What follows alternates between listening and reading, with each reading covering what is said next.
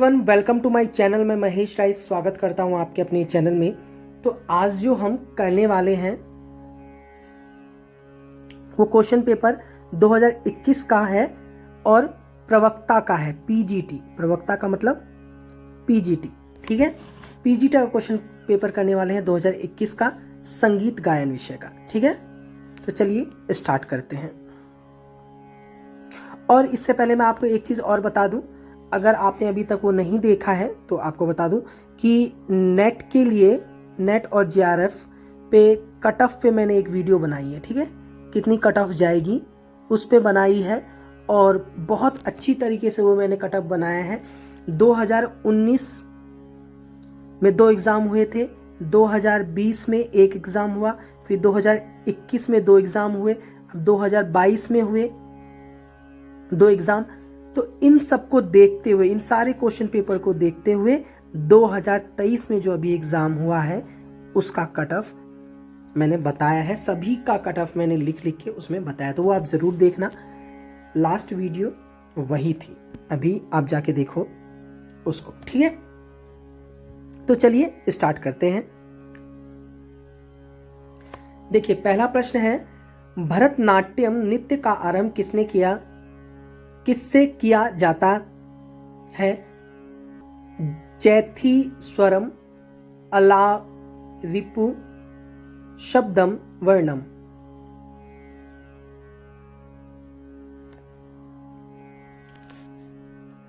इसका सही आंसर होगा बी। ओके, बी आंसर इसका सही है।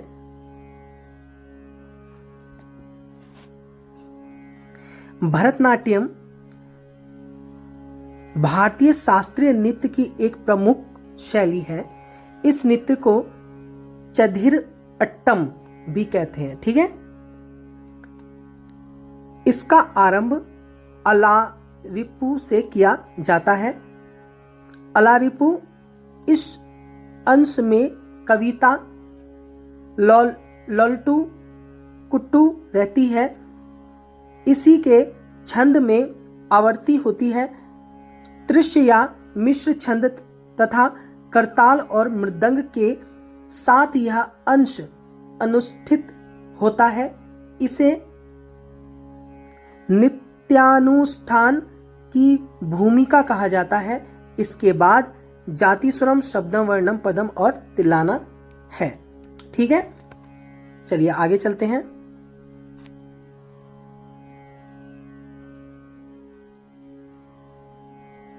क्वेश्चन नंबर 2 है, राग में कम से कम कितने स्वरों का प्रयोग आवश्यक है? 5, 7, 12 या 10?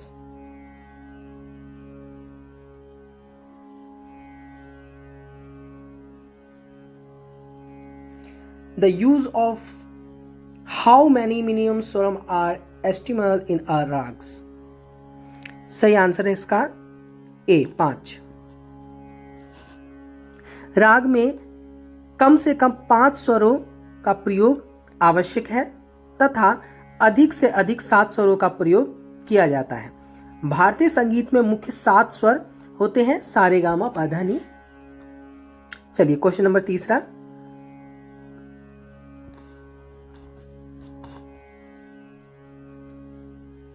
पंचम स्वर की आंदोलन संख्या कितनी है? 240, 300, 320 या 360?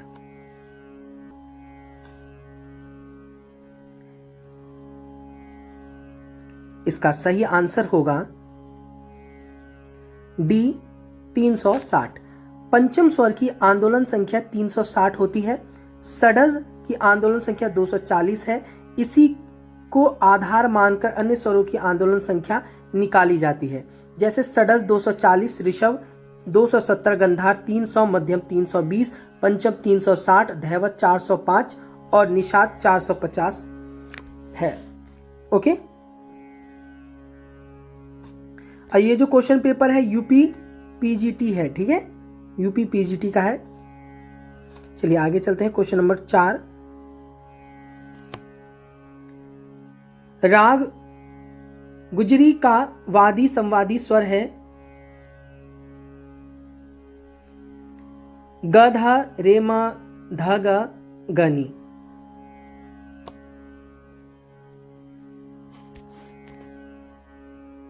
तो इसका जो सही आंसर होगा वो है सी। ओके। राग गुजरी तोड़ी का वादी धैवत है, कोमल धैवत एवं संवादी गंधार है, कोमल गंधार। वर्तमान समय में प्रचलित गुजरी तोड़ी तोड़ी ठाट जन्य राग है। पंचम वर्जित होने के कारण इसकी जाति साड़व साड़व है। इस राग का गायन समय दिन का द्रुतपहर है। इस राग की जो प्रकृति है वो गंभीर है, गंभीर प्रकृति का ये राग है। यह भक्ति तथा करुण रस से परिपूर्ण राग है। भक्ति और करुण रस से परिपूर्ण राग है। नोट आयोग के अनुसार विकल्प सी सही है, किंतु राग गुजरी तोड़ी का वादी स्वर कोमल ध वे संवादी स्वर कोमल रे है। ठीक है,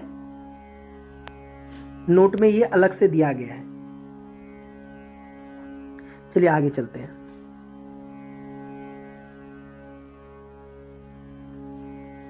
क्वेश्चन नंबर 5 है, धमार गायन किस शैली के समीप है? ख्याल, ध्रुपद, टप्पा या ठुमरी? ये शायद आपने देख लिया होगा, तो ये देख लीजिए।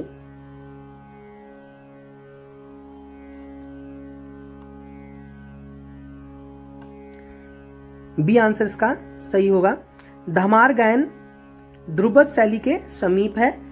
यह गीत का एक प्रचलित प्रकार है। धमार को होरी भी कहते हैं। यह धमार ताल में बद्ध रचना है तथा इसमें अधिकतम राधा कृष्ण के होली खेलन और ब्रिज की होली का वर्णन मिलता है। इसमें भी ध्रुपद के समान नोम तोम का आलाप तथा लयकारी विशेष महत्व रखती है। चलिए आगे चलते हैं। क्वेश्चन नंबर 6 है, कर्नाटक संगीत का महत्वपूर्ण अंग है पल्लवी, जावली, कृति या तिल्लाना?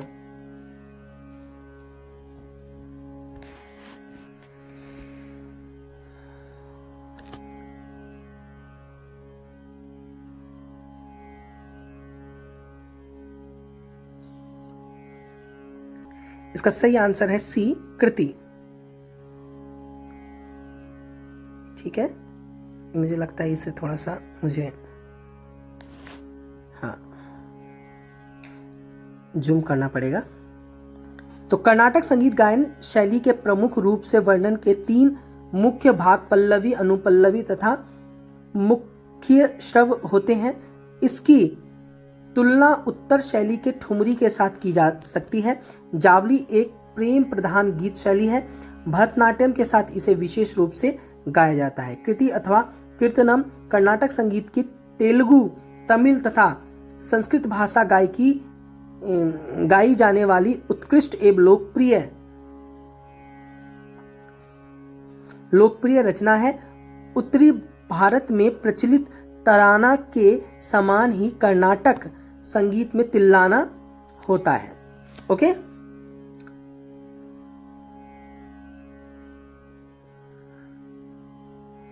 क्वेश्चन नंबर 7 है, कवि लोचन द्वारा किस ग्रंथ की रचना की गई थी? राग तरंगिणी, संगीत परिजात, संगीत दर्पण, राग तत्व विबोध?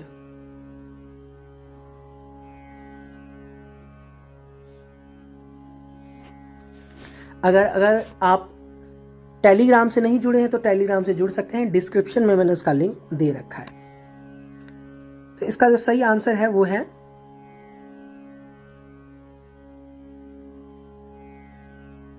ए, कवि लोचन द्वारा राग तरंगिणी ग्रंथ की रचना हुई है।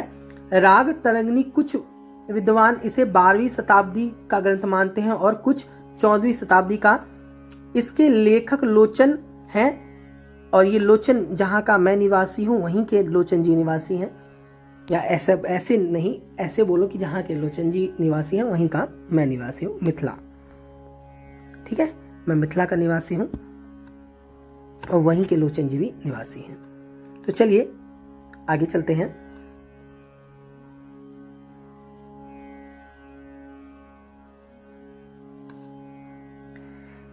इसमें ग्राम, मूर्छना, जाति गायन के स्थान पर जन्य, जनक अथवा ठाट पद्धति का वर्णन मिलता है। ओके। 1625 ईस्वी में पंडित दामोदर द्वारा संगीत दर्पण की रचना हुई। यह ग्रंथ हिंदी, फारसी, गुजराती आदि भाषा में लिखा गया है। राग तत्व विबोध सोमनाथ द्वारा वे संगीत परिजात आहोवल द्वारा लिखा गया है। ओके। क्वेश्चन नंबर 8 है, आलाप प्रधान गायकी ख्याल के किस घराने की विशेषता है? ग्वालियर, जयपुर, आगरा या किराना?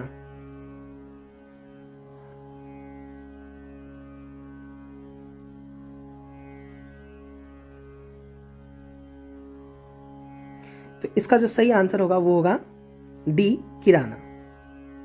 ओके, डी आंसर इसका सही है।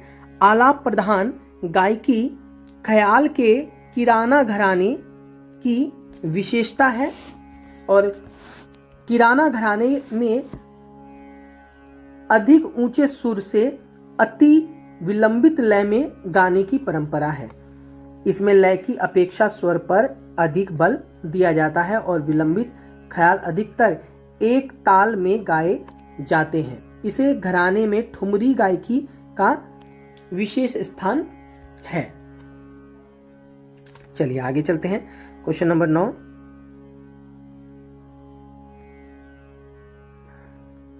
दोपहर 12 बजे से रात्रि के 12 बजे तक गाए जाने वाले राग को क्या कहते हैं? उत्तर राग, पूरब राग, आश्रय राग, परमेल प्रवेशक राग।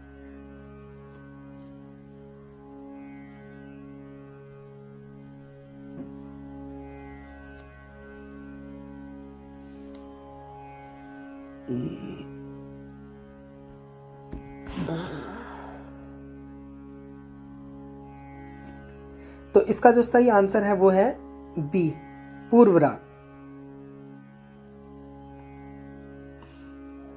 ठीक है। दोपहर 12 बजे से रात्रि 12 बजे तक गाए जाने वाले राग को पूर्व राग कहते हैं। पूर्वादि राग जिन रागों का वादी स्वर जब सप्तम के पूर्वांग अर्थात सारेगामा इसमें से होता है तो वे पूर्वांगवादी राग कहे जाते हैं। ऐसे राग प्राय दिन के पूर्व भाग यानी दिन के 12 बजे से रात्रि के 12 बजे तक के समय में गाए बजाए जाते हैं। ओके।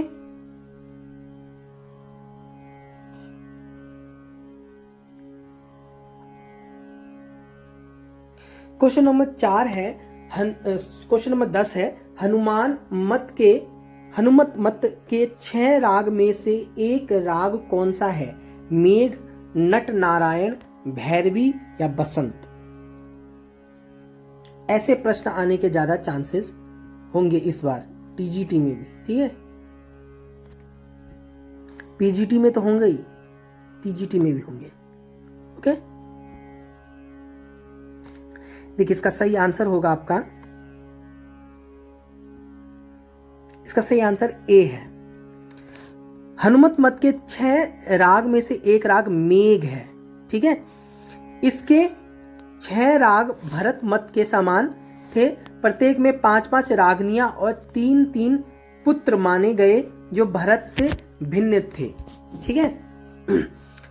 अब देखिए जो इसके जो 6 हैं राग, एक है भैरव, दूसरा है कौशिक, तीसरा हिंडोल, चौथा दीपक, पांचवा श्री, फिर मेघ। 6 हैं। ओके।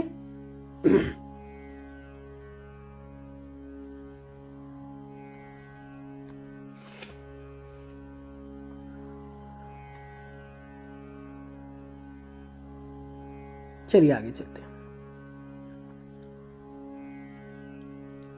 क्वेश्चन नंबर 11 है, कर्नाटक संगीत में 7 स्वरों का समूह क्या कहलाता है? पल्लवी, जाति, स्वरम, स्थायी या सुलादी?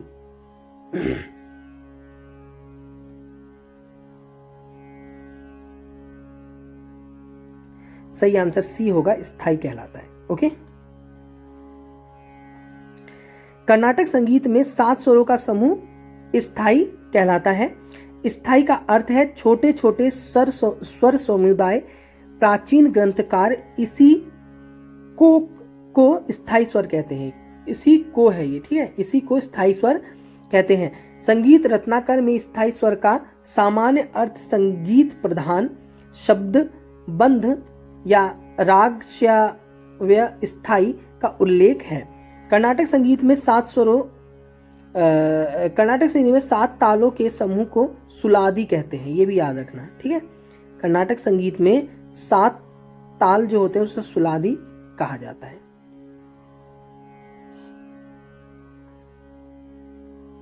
क्वेश्चन नंबर 12 है, मध्यम ग्राम में धैवत कितनी श्रुति का है? 2 श्रुति का, चतुश्रुति का, पंचम श्रुति का, षट श्रुति का।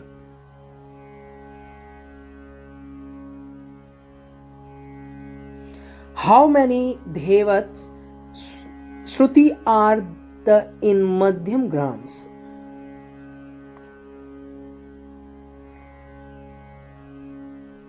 Right answer B, चतुश्रुति।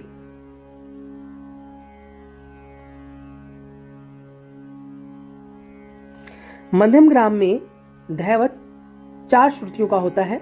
इसके 7 स्वरों क्रम से 4 3 2 फिर 4 3 4 2 श्रुत्यांतरों का स्थित रहता है। इसी ग्राम के 5वें और 6ठे स्वर षडज ग्राम के स्वरों से भिन्न है, अन्यथा सभी स्वर समान है।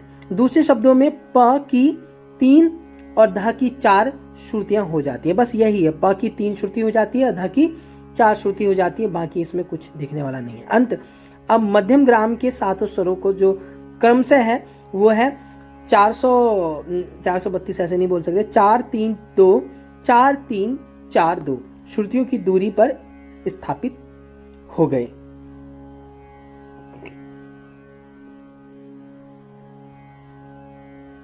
क्वेश्चन नंबर 13 है, राग मालकोश का गायन समय है रात्रि का तृतीय प्रहर, दिन का द्वितीय प्रहर, रात्रि का द्वितीय प्रहर, दिन का तृतीय प्रहर।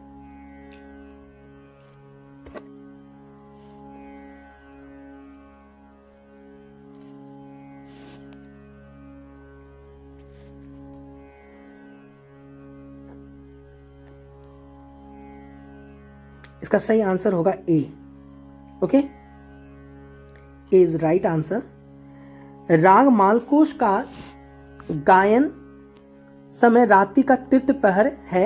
जनप्रिय राग मालकोश को भैरवी ठाट से उत्पन्न माना गया है। इसमें ऋषभ और पंचम वर्ज्य है। अंत इसकी जाति औड़व औड़व है। वादी मध्यम और संवादी षडज है।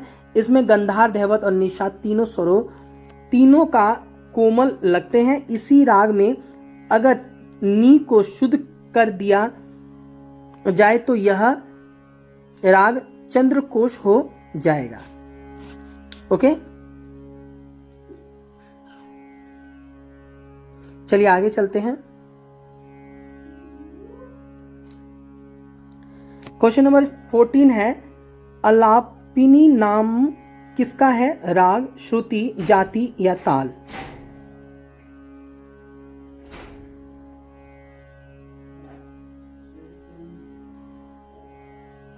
राइट आंसर बी है, श्रुति।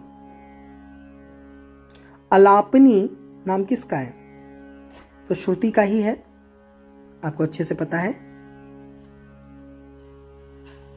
अलापनी श्रुति का नाम है। यह षडज ग्राम का 17वीं श्रुति है।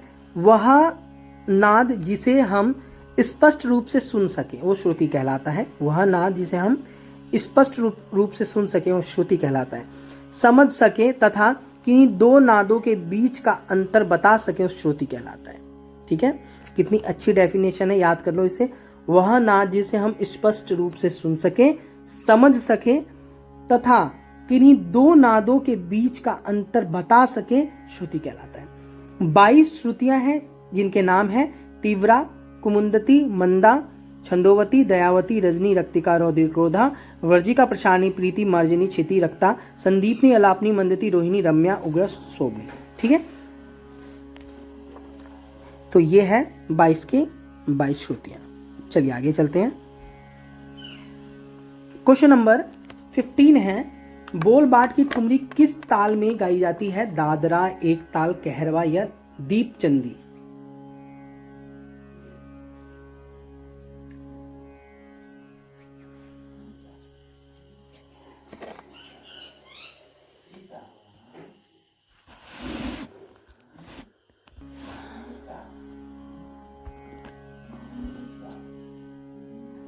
सही आंसर है इसका डी आंसर इसका सही है, दीपचंदी। बोल बाट की ठुमरी दीपचंदी ताल में गाई जाती है। ठुमरी गायकी में श्रृंगार रस का प्रधान है। ठुमरी गायकी में कर्ण, मीड़, मुर्की, खटका आदि से अलंकृत छोटे छोटे भावुक अलाप, शब्दलाप, तान एवं शब्द तानों का प्रयोग होता है। ठुमरी गायकी का प्रदर्शन दीपचंदी ताल में किया जाता है। इसमें 14 मात्राएं होती हैं। क्वेश्चन नंबर 16 है, किस राग में पूर्वांग में गंधार व उत्तरांग में पंचम स्वर पर न्यास होता है? इन विच raga the nyas is on gandhar in purvang and on pancham in उत्तरांग? तो पूर्या धनाश्री, मालकोस, तोड़ी, भोपाली।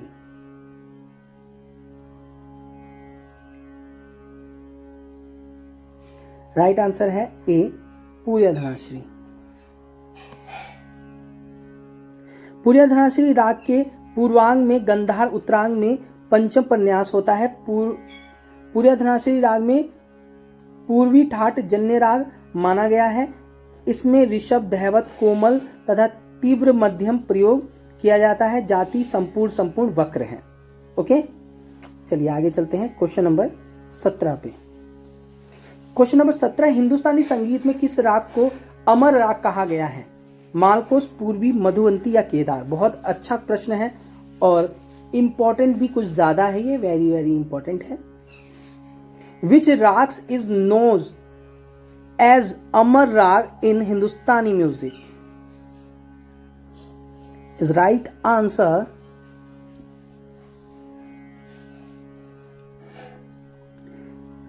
सही आंसर है इसका हिंदुस्तानी संगीत, बी, डी आंसर सही है। हिंदुस्तानी संगीत में केदार राग को अमर राग कहा गया है। अमर राग किसे कहा गया, याद रखना अच्छे से। केदार को अमर राग कहा गया है, केदार को। दोनों मध्यम वाला कल्याण ठाट का केदार अमर राग है। मावादी सासमवादी वाला यह राग रात्रि के प्रथम प्रहर में गाया जाता है। इसके आरोह में रे ग और अवरोह में ग वर्जित होने के कारण इसकी जाति क्या है, औड़व साड़व है। ओके, इसकी जाति क्या है, औड़व साड़व है। चलिए आगे चलते हैं क्वेश्चन नंबर 18 पे। झुमरा ताल में ताली किन मात्राओं में पड़ती है? ऑन विच मात्रा तालीज आर प्लेड इन झुमरा ताल? 1 3 11, 1 4 11, 3 7 11, 1 5 13।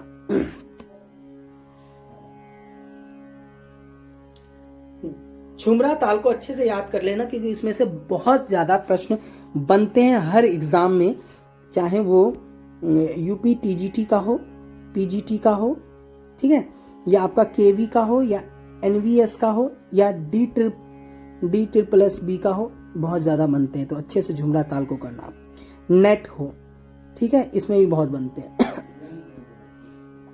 राइट आंसर है बी, 1 4 11 पे। ओके, अब देखिए क्या है, झुमरा ताल में ताली 1 4 11 पर होती है। झुमरा ताल में 14 मात्राएं होती है, 4 विभाग होते हैं, 8 पर खाली होती है। इसका विशेष प्रयोग विलंबित लय में ख्याल गायन के साथ संगत में होता है। मिश्र ताली, मिश्र जाति के इस ताल का छंद 3 4 3 4 है। अंत यह अर्ध संपदी ताल कहलाती है। चलिए आगे चलते हैं। क्वेश्चन नंबर 19 है, इन विच वोकल स्टाइल, किस गायन शैली में मुर्की का प्रयोग वर्जित है? ठुमरी, टप्पा, ध्रुपद, ख्याल? आसान प्रश्न है।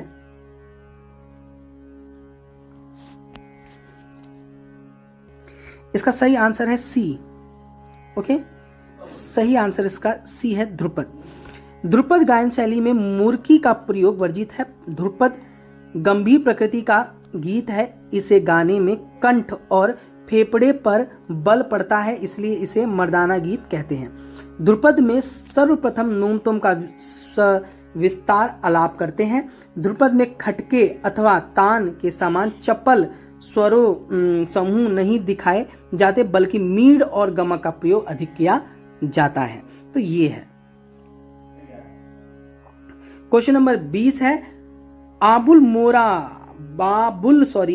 दिया हमने, बाबुल मोरा नैहर छूटो जाए किस गायक की प्रसिद्ध बंदिश है? फयाज खां, ओमकार नाथ ठाकुर, बड़े गुलाम अली खां, किशोरी अमोनकर। ये जो प्रश्न है ना, ये भी बहुत ज्यादा इंपॉर्टेंट है। आप बोलोगे जी कि आप सारे प्रश्न को तो इंपॉर्टेंट है तो इंपॉर्टेंट नहीं बोलेंगे, बहुत ज्यादा पूछा जाता है। इज राइट आंसर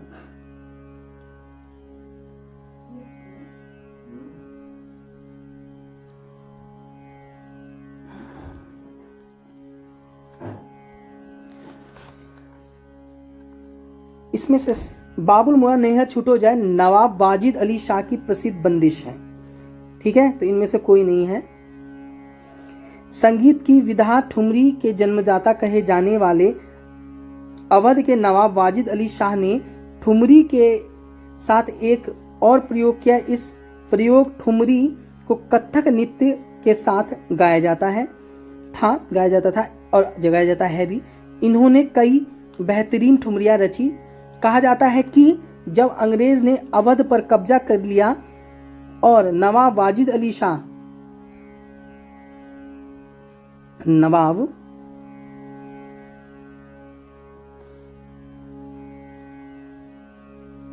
कब्जा कर लिया और नवाब वाजिद अली शाह को देश निकाला दे दिया, तब उन्होंने बाबुल मोरा नैहर छूटो जाए यह प्रसिद्ध ठुमरी गाते हुए अपनी रियासत से अलविदा कहा।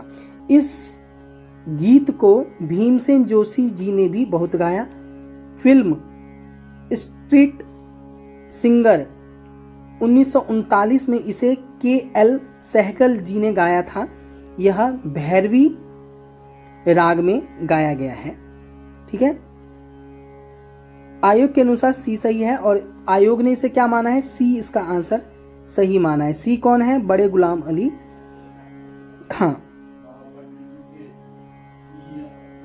क्वेश्चन 21 है ख्याल का आविष्कार किस शताब्दी में हुआ? 14वीं, 16वीं, 17वीं या 15वीं?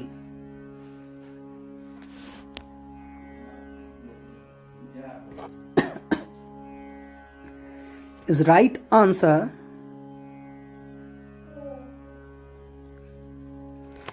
इसका सही आंसर 15वीं शताब्दी माना जाता है। कहीं कहीं पे 14वीं शताब्दी भी लिखा हुआ है। वैसे 15वीं शताब्दी इसका बोलना ज्यादा उचित माना जाएगा। ठीक है,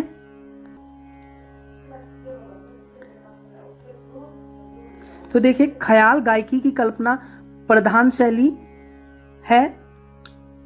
इसमें श्रृंगार रस की प्रधानता होती है। जिस समय वास्तुकला में महल बने और रीतिकालीन काव्य लिखे गए, उसी समय ख्याल शैली, ये शैली गलत लिखा हुआ है, प्रचार में आई। कई विद्वानों के मत अनुसार ख्याल गायकी का उद्गम 12वीं शताब्दी 13वीं शताब्दी में ध्रुपद के साथ हुआ।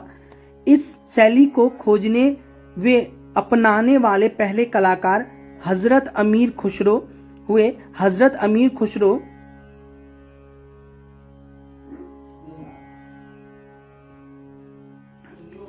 कई विद्वानों के मत अनुसार ख्याल गायकी का उद्गम 12वीं या 13वीं शताब्दी में हुआ। इस शैली को खोजने वाले पहले हजरत अमीर खुसरो के बाद जौनपुर के सुल्तान मोहम्मद शाहरुखी और हुसैन शाहरुखी ने भी 14वीं शताब्दी में इस शैली को खूब बढ़ावा दिया। आयोग ने डी माना है 15वीं शताब्दी। आयोग ने 15वीं शताब्दी को सही माना है। चलिए आगे चलते हैं। क्वेश्चन नंबर 22 है पंडित लोचन ने कितने मेलों का उल्लेख किया है? पंडित लोचन ने कुल कितने मेलों का उल्लेख किया है? 20, 12, 19 या 22? आज थोड़ा सा मिस्टेक्स हो रहे हैं, वो तो उसके लिए मैं माफी चाहता हूं।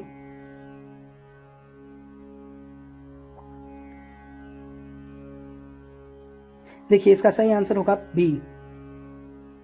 ओके। 12, पंडित लोचन ने कुल 12 मेलों का उल्लेख किया। मिथिला निवासी लोचन के ग्रंथ का नाम राग तरंगिनी है। मैंने आपको बताया था कि मैं भी मिथिला का ही हूँ, अभी अभी बताया था, मिथिला यहाँ पे लिखा भी हुआ है, जिसमें राग रागनी और संज्ञान ठाट पद्धति के अनुसार रोगों को वर्गीकृत किया गया है। इसका शुद्ध सप्तक वर्तमान में काफी के समान था, जिसे कवि लोचन भैरवी कहते थे। कि लोचन जी क्या कहते थे, उसे भैरवी कहते थे। ओके, चलिए आगे चलते हैं। क्वेश्चन नंबर 23, जावली किस नृत्य के साथ गाई जाती है? With which dance Javali is sung? Kuchipudi, Manipuri, Bharatanatyam, Kathakali?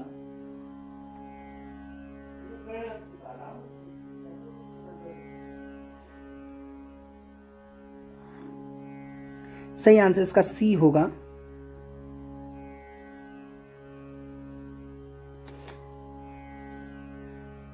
Bharatanatyam. Bharat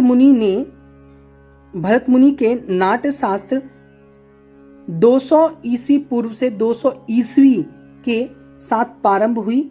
अनेक ग्रंथों के भरतनाट्यम नृत्य रूप पर जानकारी प्राप्त होती है। जावली भरतनाट्यम नृत्य के साथ गाई जाती है। श्रृंगार रस प्रधान साहित्य से युक्त यह मध्यलय एवं चंचल प्रकृति के रागों में गाई जाती है। इसमें नायिका व उसकी सखी परस्पर क्या बातचीत के माध्यम से भाव प्रकट किए जाते हैं। जावली में पल्लवी, अनुपल्लवी, चरणम आदि अंग होते हैं। इस शैली का प्रयोग भरतनाट्यम के साथ किया जाता है।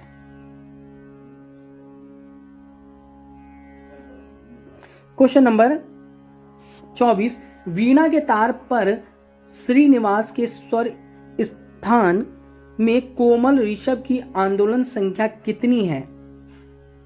What is the frequency of Komal Rishabh on he string of Veena of Srinivas स्वर स्थान? Frequency. What is the frequency of Komal Rishabh on the string of Veena of Srinivas स्वर स्थान? Is right answer.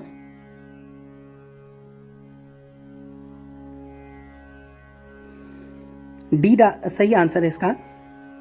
श्रीनिवास के तार पर वीणा के तार पर श्रीनिवास के स्वर स्थान में कोमल ऋषभ की आंदोलन संख्या 259 सही 1/5 है।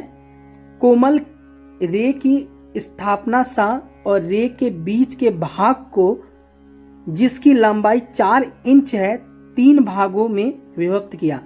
सा से दूसरे भाग के अंत में कोमल रे स्थित किया और अंत श्रीनिवास के मेरु और कोमल रे में इस तरीके से आप अच्छे से देख रहे हो अंतर होगा। और क्योंकि प्रत्येक भाग बराबर लंबा, इसलिए ये घुड़च के इतनी दूरी पर स्थित होगा। ये आपको कभी अलग से मुझे बताना पड़ेगा इस टॉपिक पे, ठीक है, तब आप इसको अच्छे से समझ पाओगे। चलिए आगे चलते हैं। क्वेश्चन नंबर 25, पाइथागोरियन स्केल के कौन से 2 शुद्ध स्वर डायटोनिक स्केल के तुलना में ऊंचे हैं? रेमा, गनी, रेसा या पसा?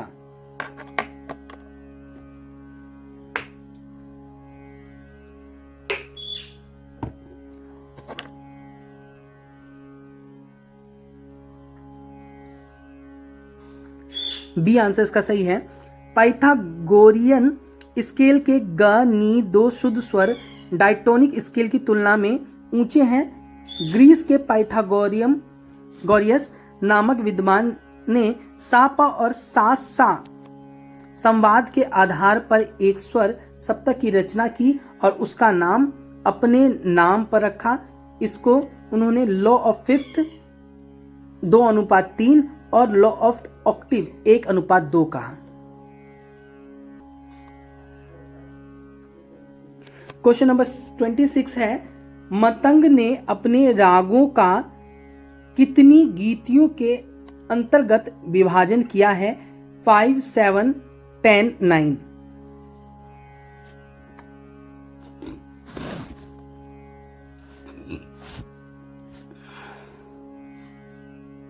सही आंसर का बी होगा 7। ओके 7। मतंग ने अपने रागों का 7 गीतों चोछा, भिन्ना, गौड़ी, राग, साधारणी, भाषा, विभाषा के अंतर्गत विभाजन किया है। संगीत का सर्वप्रथम स्वतंत्र ग्रंथ मतंग मुनि बृहदेशी है।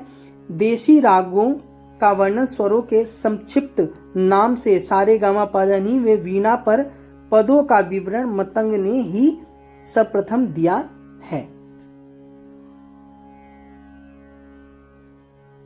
क्वेश्चन नंबर 27 है, स्वरों के संक्षिप्त नाम सर्वप्रथम किस ग्रंथ में प्राप्त होते हैं? संगीत रत्नाकर, नाट्यशास्त्र, बृहदेशी या दंतिल?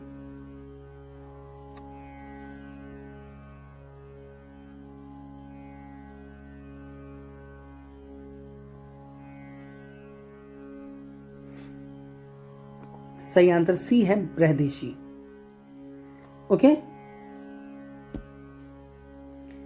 स्वरों के संक्षिप्त नाम सर्वप्रथम बृहदेशी ग्रंथ में प्राप्त होते हैं। मतंग ने ही सर्वप्रथम राग एवं स्वर शब्द का परिचय दिया। मतंग ने सर्वप्रथम संगीत के साहित्य में राग शब्द का प्रयोग किया। बृहदेशी में 3 अध्याय, स्वर अध्याय, रागाध्याय, प्रबंध अध्याय और भी अध्याय मिलते हैं। चलिए आगे चलते हैं। किस घराने में विलंबित ख्याल 3 ताल में गाने की परंपरा है? ग्वालियर घराना, इंदौर घराना, बनारस घराना, जयपुर घराना? राइट आंसर डी, जयपुर घराने में विलंबित ख्याल 3 ताल में गाने की परंपरा है। ठीक है, इस घराने के संस्थापक अतरौली घराने के अल्लादिया खां थे। यह घराना जटिल तालों में और अप्रचलित रागों के लिए प्रसिद्ध है। इस घराने में वक्र तानों तथा आलाप की छोटी छोटी तानों से बढ़त करते हुए लंबी दमदार तानें प्रस्तुत की जाती हैं। इसमें प्राय बड़े ख्याल 3 ताल में गाए जाते हैं।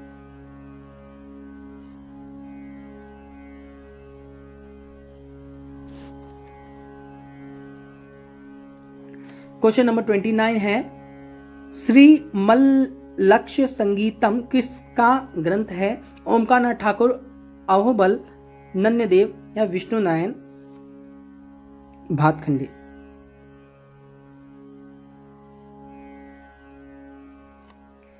सही आंसर इसका डी है।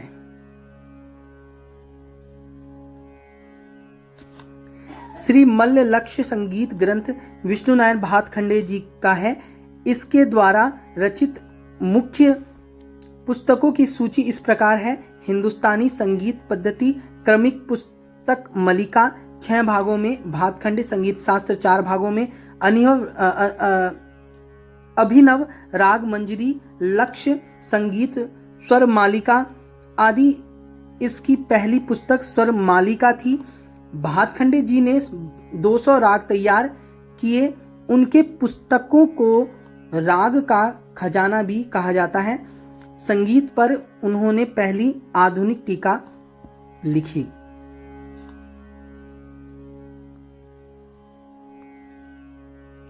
क्वेश्चन नंबर 30 है, पंडित विष्णु दिगंबर पलुस्कर के गुरु कौन थे? Who was the Guru of पंडित विष्णु दिगंबर पलुस्कर?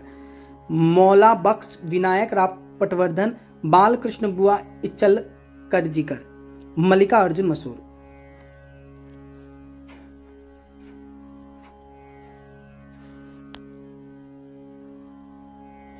इसका सही आंसर सी होगा। ओके, पंडित विष्णु दिगंबर पलुस्कर जी के गुरु बाल कृष्ण बुआ इचलकर जी कर थे। ग्वालियर घराने के प्रसिद्ध संगीतज्ञ पंडित विष्णु दिगंबर पलुस्कर का जन्म 1872 के 18 अगस्त श्रावण पूर्णिमा के तत्कालीन गुरुंडवाड़ रियासत बेलगांव नामक स्थान में हुआ। इनके पिता का नाम दिगंबर गोपाल पलुस्कर था। ठीक है, तो ये था आज का। आज थोड़ी सी मिस्टेक भी ज़्यादा हुई, मुझे ऐसा लगा। और आज के लिए इतना ही। आज का जो ये क्वेश्चन पेपर है ये यहीं पे हम समाप्त करते हैं। और अभी तक 30 प्रश्न किए हैं, 30 करके हम सारे प्रश्न को कर लेंगे। तो आज के लिए इतना ही। अगर आपने अभी तक चैनल को सब्सक्राइब नहीं किया तो चैनल को सब्सक्राइब कर लीजिए, लाइक कर लीजिए, बेल आइकन को प्रेस कर लीजिए। कोई भी प्रॉब्लम होता है कमेंट करके पूछ सकते हैं। बाकी टेलीग्राम का लिंक मैंने डिस्क्रिप्शन में दे दिया है। तो अपना ख्याल रखिएगा, पढ़ते रहिएगा, स्वस्थ रहिएगा, मस्त रहिएगा और प्रिपरेशन के साथ जबरदस्त रहेगा। तो थैंक यू एवरीवन। जय हिंद, जय भारत।